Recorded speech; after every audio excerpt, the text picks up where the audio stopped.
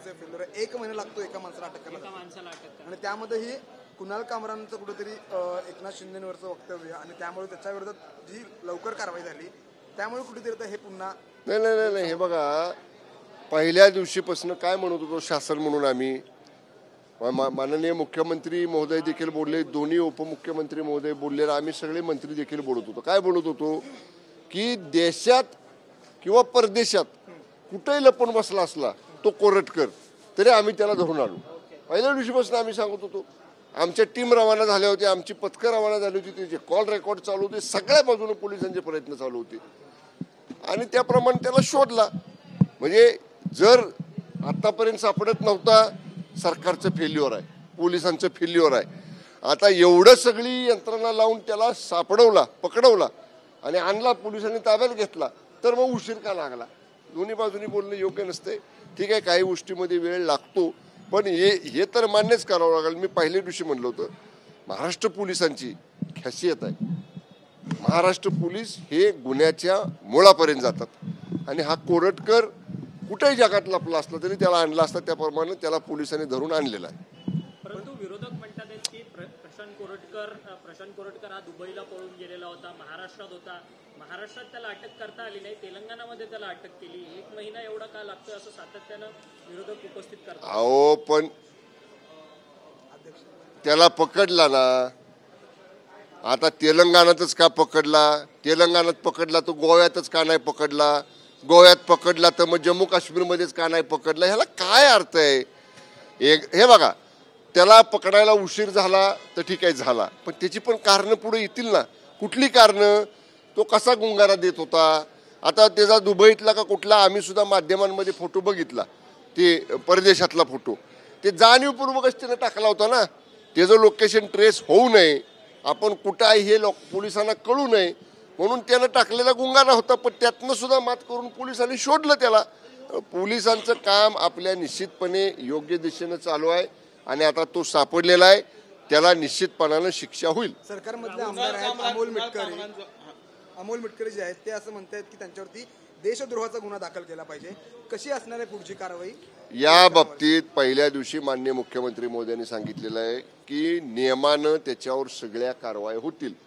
त्याला शोधणं, त्याला पकडणं, त्याला अटक करणं, पोलीस कस्टडीमध्ये घेणं, त्याचं इंटरोगेशन करणं, आणि पोलीस कस्टडीमध्ये घेऊन तपासामध्ये गोष्टी पुढं आणणं ही प्राथमिकता आहे. त्यातला पहिला टप्पा त्याला ताब्यात घेणं हा पूर्ण झालेला आहे. आता त्याची चौकशी होईल, तो काय काय बोललाय, कुठं कुठं बोललाय, हे सगळं त्या ठिकाणी रेकॉर्डवर येईल, आणि त्याच्यावर त्याप्रमाणे कारवाई होईल. अजून कारवाई कोणती कारण की कोरटकरला अटक आहे, परंतु राहुल सोलापूरकर अजून देखील मोकाट आहे. या बाबतीतली भूमिका सुद्धा सरकारनं स्पष्ट केलेली आहे.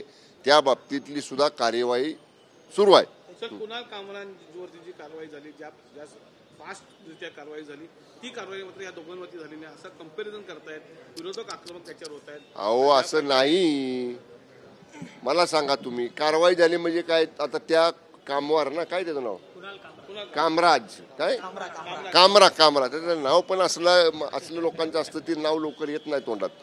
त्या कामराला आता तो सुप्रीम कोर्टापेक्षा मोठा आहे का? तुम्ही जर, म्हणजे मी माध्यमांना सुद्धा आपल्याकडे असेल ते इतके घाणेरडे शब्द वापरलेत, इतके असंसदीय, लज्जा निर्माण करणारे शब्द न्यायव्यवस्थेबद्दल वापरलेत, देशाच्या सर्वोच्च पदावर बसणाऱ्या माननीय पंतप्रधानांबद्दल वापरलेत, सुप्रीम कोर्टबद्दल वापरलेत, मोठ्या मोठ्या उद्योगपतींबद्दल वापरलेत. हा मनोविकृत माणूस दिसतोय मला तर. आणि म्हणून आज दोन्ही सभागृहामध्ये प्रचंड गदारोळ झाला. सन्माननीय सदस्यांनी तीव्र भावना व्यक्त केल्या, आणि त्याला माननीय मुख्यमंत्री, सभागृहाचे नेते आदरणीय देवेंद्रजी फडणवीस साहेबांनी सांगितलं की याच्यावर कडक कारवाई केली जाईल.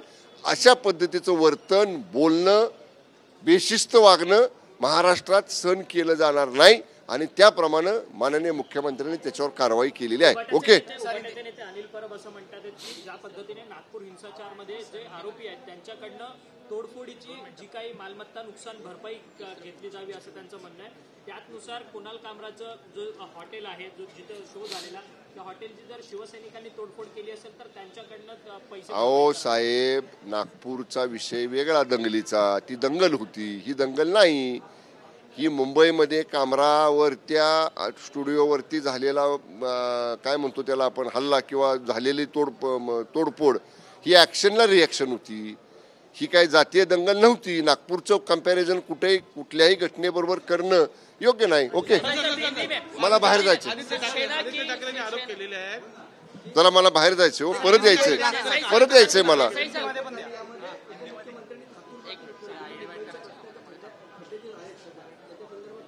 कुठं बैठक झाली? आता 3 वाजता अध्यक्षांच्या दालनात बैठक झाली. मुंबईमधल्या रस्ते काँक्रिटीकरणाच्या संपूर्ण रस्त्यांच्या बाबत बैठक होती. त्या बैठकीमध्ये उपमुख्यमंत्र्यांनी थातुरमातुर उत्तर दिली असं आदित्य ठाकरे मतदान भ्रष्टाचार झाला असं मत आहे.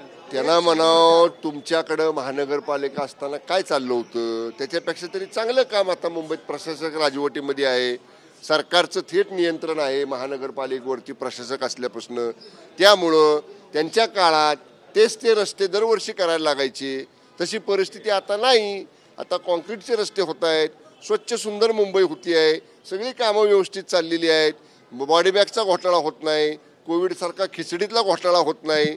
चांगला कारभार चाललेला आहे. त्यामुळे चांगला कारभार चालला की त्यांना वाटणार थातुरमुतूर आहे, आणि त्यांच्यासारखे हे सगळे घोटाळे झाले की त्यांना वाटणार कारभार स्वच्छ आहे. त्यामुळे त्यांनी आधी स्वतःच्या काळात काय कारभार चालला होता, त्यांच्या ताब्यात महापालिका असताना कशी चालली होती, त्याच्याकडे थोडं मागं वळून बघावं आणि आता कसं काम चाललंय ते बघावं.